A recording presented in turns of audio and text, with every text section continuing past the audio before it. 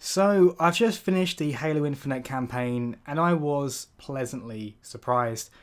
I definitely went into this game though very skeptical. I was one of the people who watched that 2020 gameplay reveal and didn't have the best reaction. In fact, it really disappointed me and made me very concerned for how this game would turn out.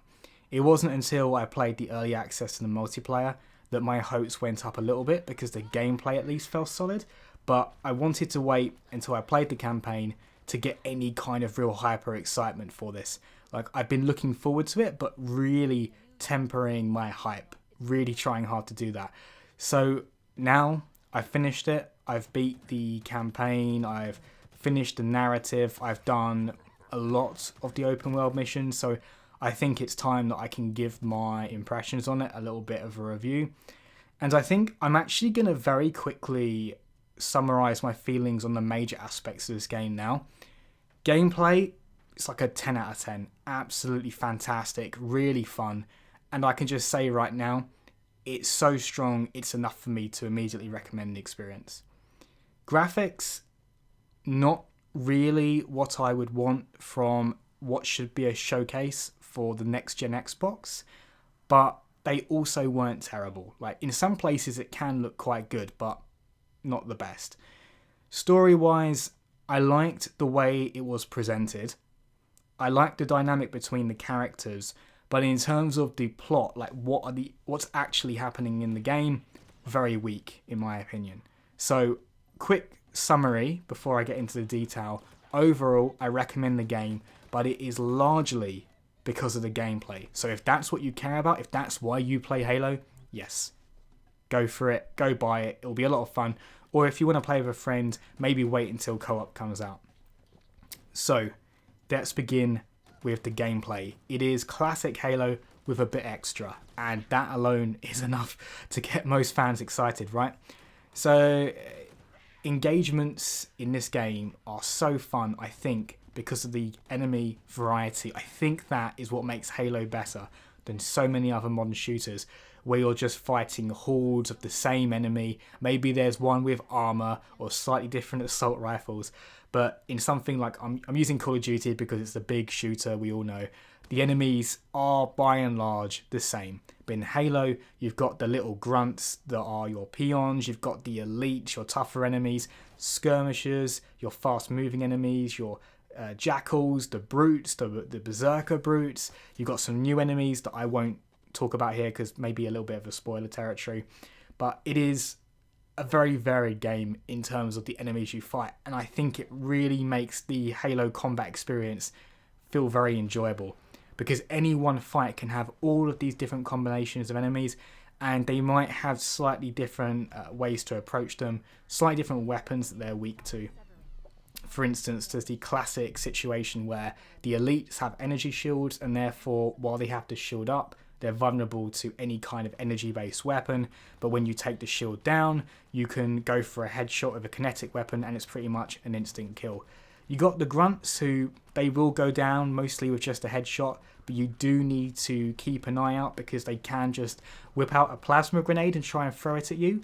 Or with some of the particularly overzealous grunts, they'll just pull out 2 plasma grenades and try and throw themselves at you. Like, they will literally jump supernatural distances to try and kill you, so you have to be wary of them. You got jackals, which you've got different types. There's some that pull up a shield and you have to go for the area just by the side of the shield to bring it down, then headshot them. You got some that will try and snipe you from a distance and you really can't afford to ignore them. Berserker brutes, they'll just run at you like a madman and you have to just continuously shoot them in the head until they stop. They I found to be particularly tricky in combat, because when you're trying to recover your shield, trying to get behind cover, and you got these guys just running at you, it really continues to keep the pressure on, and it makes this really dynamic combat experience that never lets up.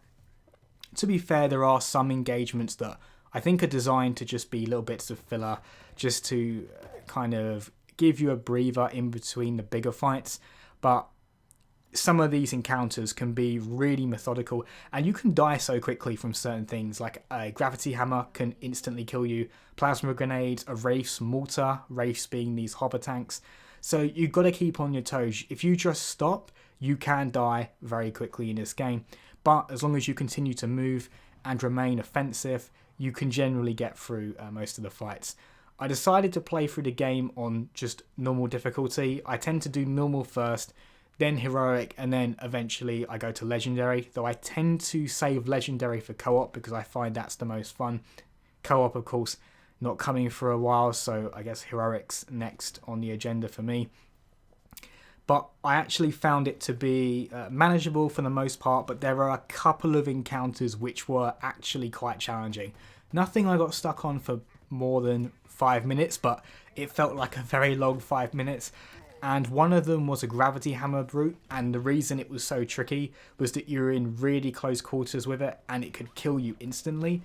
And another, I think, was this Wraith encounter, just because the mortar fire just kept catching me out. Like, whenever I tried to stop, it would hit me and blow me up.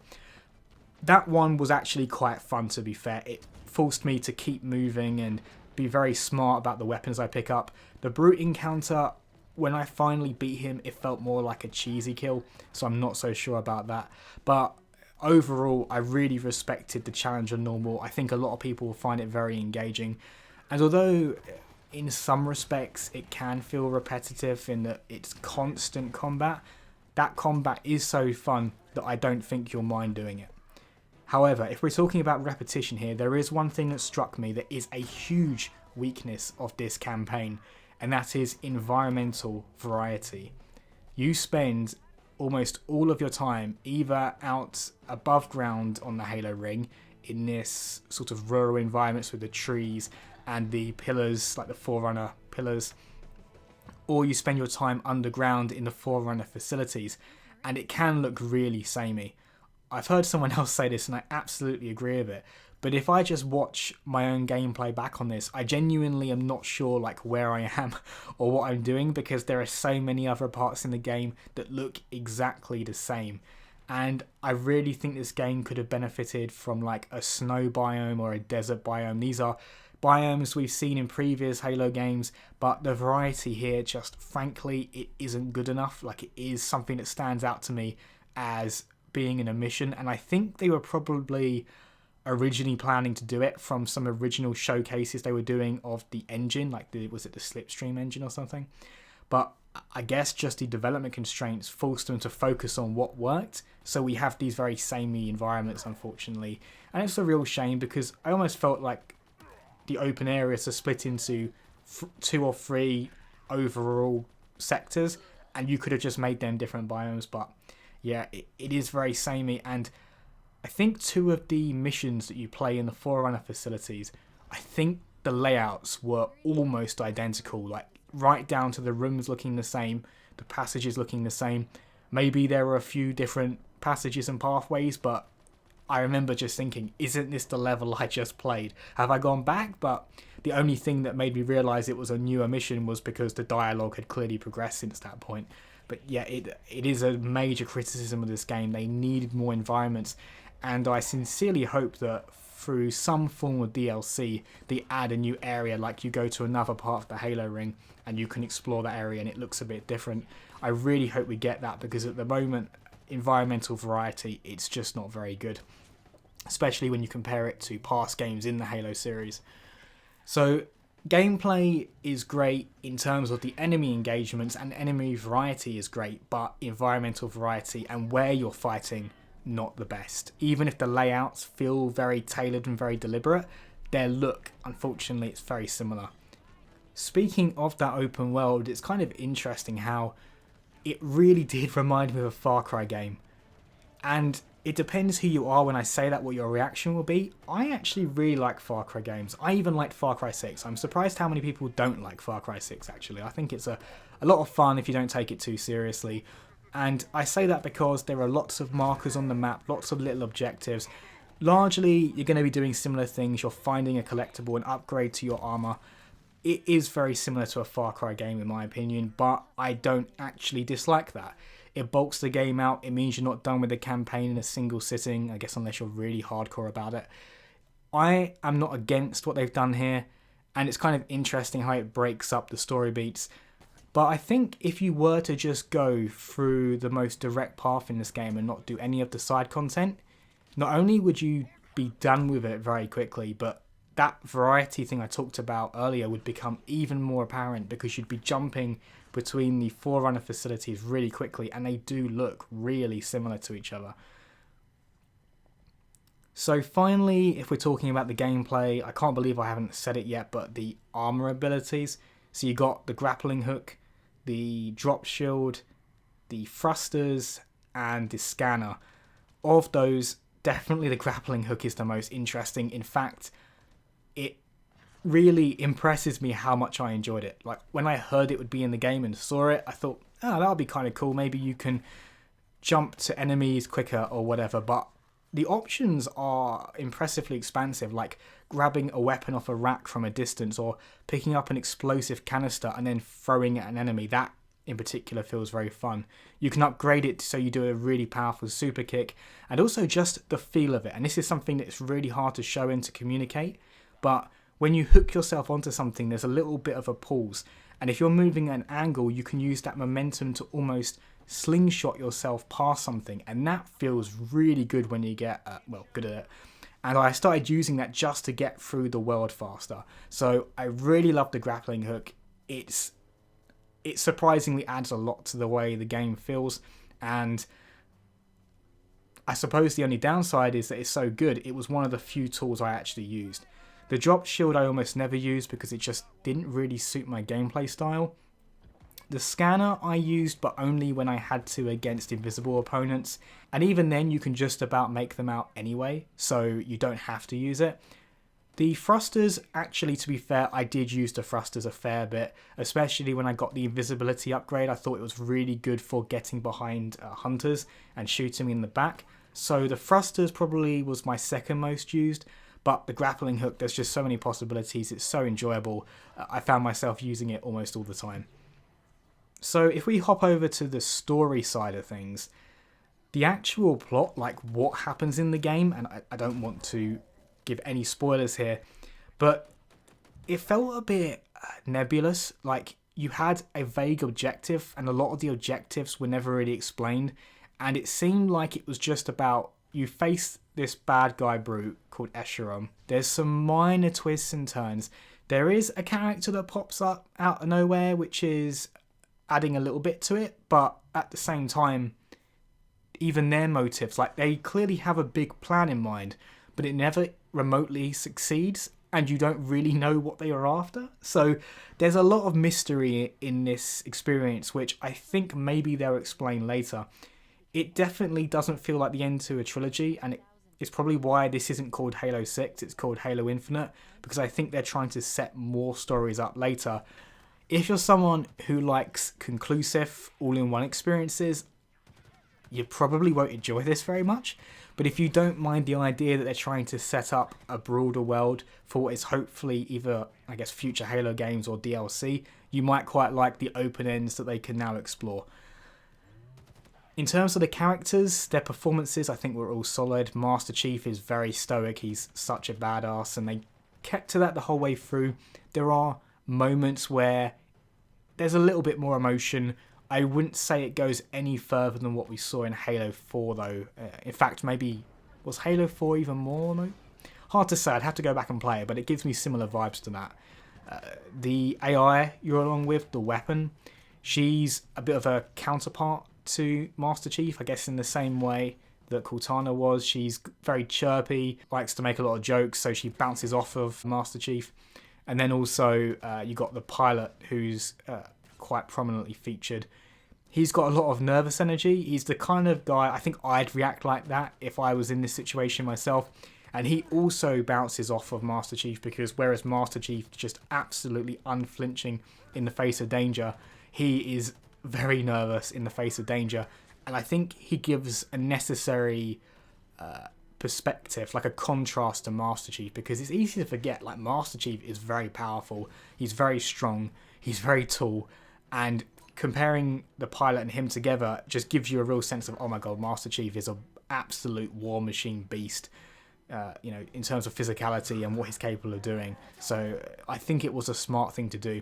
And they also do lots of these panning shots, and I'm a big fan of this style of making cinematics in games. You do it with the in-engine, you do lots of close-ups. The only thing with Master Chief is you're doing a lot of close-ups on his head, but he's obviously wearing a helmet, so you're missing out on some of the expressions he could be making. Sometimes just through subtle gestures they are able to convey it, but it's not as effective as it might be on the pilot, who's ultra expressive, and also the weapon, who's pretty expressive as well. It's not quite on the level of God of War, but I like this approach, and I hope that if we see more of it, they do some more refinements. I think a final note on the story, I do think it overly relied on exposition. So this might be things like a lot of the storytelling is done through audio logs, or you're walking up to holograms and the holograms unveil the story, but you're not really experiencing it so much, you're just hearing about it. I'm not the biggest fan of that. I like to live the story rather than sort of be told in it in an expositional sense. Obviously things do happen in the game and there are narrative beats, but yeah, it wasn't, I wasn't the most blown away with it. But if I'm completely honest with myself, the narratives from the past Halo games weren't masterpieces. I think sometimes because we remember those games so fondly for their gameplay, it kind of overshadows the story. And that's what I think I'm feeling towards this game as well. I wasn't the biggest fan of the story, but the gameplay, for all the reasons I've talked about, was so good that I didn't concern myself with it too much. So let's also talk about the graphics. Graphics I leave a bit later because you can ultimately see the game. It's running on Xbox Series X. I do apologise though, my capture card unfortunately limits me to a modest 1080p 60, so you aren't seeing the game as good as it can look. I'm sure there are plenty of videos on YouTube where you can get that if you need it, but just to describe my reaction to the graphics, they can look good in certain situations, like if you're on the Halo ring and you're in a really green area with lots of plants around, lots of trees, and the sun's hitting it in just the right way, it can look really nice. But if you're in a more open area where it's a little bit dark, maybe at night or something like that, it can look super bland and a little bit last gen, if I'm completely honest. The interiors, they look quite nice. They've got a lot of shiny, reflective surfaces. It's funny because it would be a real candidate for ray tracing, but I don't think you could then apply that ray tracing to the open world. I do wonder if there might be any patches later, so there's some ray tracing applied to the Forerunner, but for the time being I think it's just screen space reflections, but for the most part they do the job.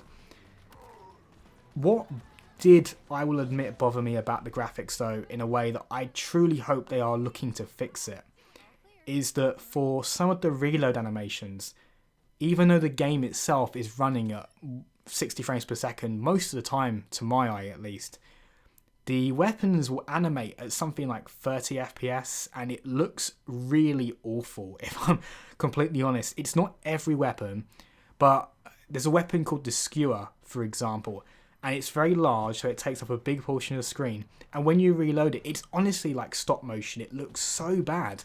I don't know why it's there. Like, is it to keep the performance stable in the open world? But would a reload animation really do so much?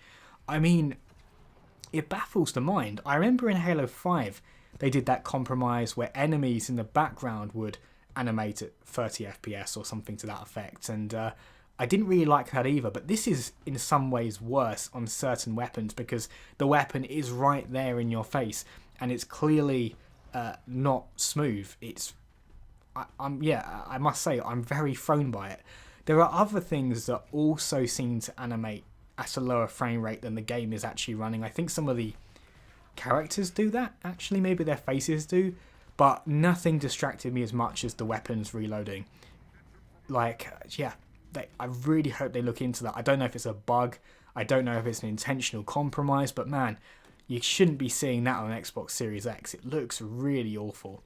So that's actually, of all the things that I didn't like about the graphics, I'm mostly okay with it, but they have got to do something about that. It looks so weird. Again, not every weapon, so if you're seeing me using some of them, you'll be wondering, what am I talking about? But there are a few, like the Sentinel Beam and the Skewer, where there is something really weird going on with them. So hopefully they'll look into it and fix it. I'm thinking that I'm going to leave this game a little bit before I play on Heroic, because I'm hoping when I come back to it, they will have adjusted some of this stuff. So, wow, I've been talking about this game for a while now. There is a lot to say, and there might be some more to say in the future. But I do want to stress the point, again, it is really fun from a gameplay standpoint. If I'm not a reviewer, I'm not a professional reviewer, I had no obligation to play this game all the way through over 2 days, maybe sort of 3 days if you count the evening, my last day of work on Thursday. But I wouldn't have done that if I didn't really enjoy the game. It's a clear test that I must have liked it, right? So it's really fun to actually experience and play. You kind of have to get your hands on it to really know that, I think, as well. The grappling hook in particular, it's hard to convey just how fun it is just by showing this gameplay. But the story wasn't the best, in my opinion. Environmental variety really needed some work. Like, we really need to see more in the future, DLC or whatever. And yeah, graphics, I'm okay with it overall, but they got to do something about those animations, man. Something very last gen, worse than last gen about them. So those are my thoughts on Halo Infinite immediately after finishing the campaign. If you have any questions, please do let me know. If you've finished the campaign yourself and have thoughts, please feel free to share them, though I could ask to avoid spoilers if possible. As always, people, thanks very much for watching, and see you next time.